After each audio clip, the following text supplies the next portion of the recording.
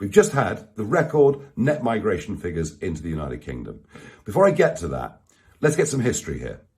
From Windrush in the late 1940s up until the turn of the century, approaching 2000, net migration into Britain ran at an average of 30,000 people every year. All right, 50, 60 years it's running at 30,000 a year. Then Mr. Blair gets in and decides we're going to open up the doors in the most astonishing way. His deliberate attempt to make us a more diverse country. You'd have thought since 2010, since David Cameron got into power, that might have changed. But no, net migration has gone up consistently to over 200,000 a year. Some years even up as high as 300,000. Since David Cameron became Prime Minister as a Conservative, the British population has risen by 4 million people.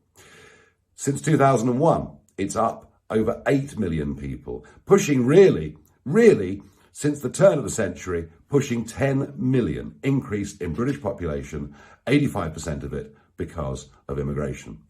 But all through the last 12 years of Tory rule, at manifesto after manifesto, they promised us they would cut net migration to tens of thousands a year. Remember, they said it over and over and over, again and again and again. And then, with Brexit, they were going to take back control. And one of the reasons they got a monster 80-seat majority was by getting Brexit done. People thought the immigration problem would be solved.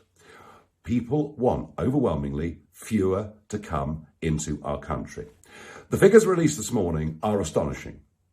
They show in the year up to June, net migration is estimated to be, wait for it, over 500,000 people, almost double the previous record that's ever been set in this country's history. Now, they'll say a lot of them that have come are refugees, but just think about the numbers. Oh, and by the way, I nearly forgot. That doesn't include those that came across the English Channel by boat, so you can lob on about another 35,000 for that. Oh, and by the way, it's quiet in the Channel at the moment because it's windy, but there are thousands in camps in Dunkirk waiting to come. If we get good weather, it'll be 50,000 that have crossed the Channel this year alone. Why does all this matter? Well, firstly, it's broken promises from the Tories. Oh, I know Labour wouldn't do any better, but I'm sick to death of being lied to at election after election by the Conservatives, and I bet many of you are too. But it matters because of what this rise in population is doing to us in this country. If you want a GP appointment, forget it. There are too many people.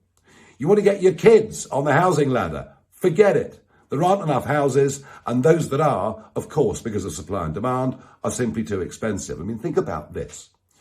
We have to build a new house every 5 minutes, 24/7, 365 days a year, just to cope with legal immigration numbers coming into our country.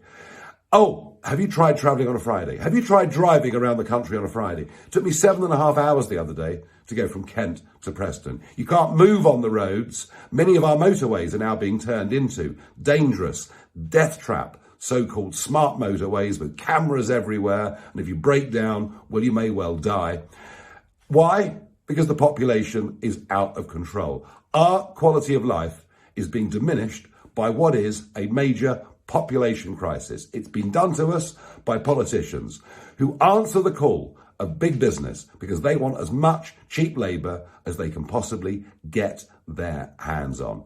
And it's right across the board. It's Conservative, it's Labour, it's the BBC, it's most of mainstream media. Because actually what they're saying is we need even more people. They're not happy with 500,000 a year. They'd like that figure to rise even further. This subject is the one that drove the Brexit result. This subject, I think, is the biggest disconnect between Westminster and the rest of the country. And at some point, we are going to have our say on this. It is unacceptable. Our communities are being changed in parts of Britain beyond recognition, and the quality of life for everybody is being diminished, just so that a few big businesses can get some more cheap labour. It is becoming a disaster.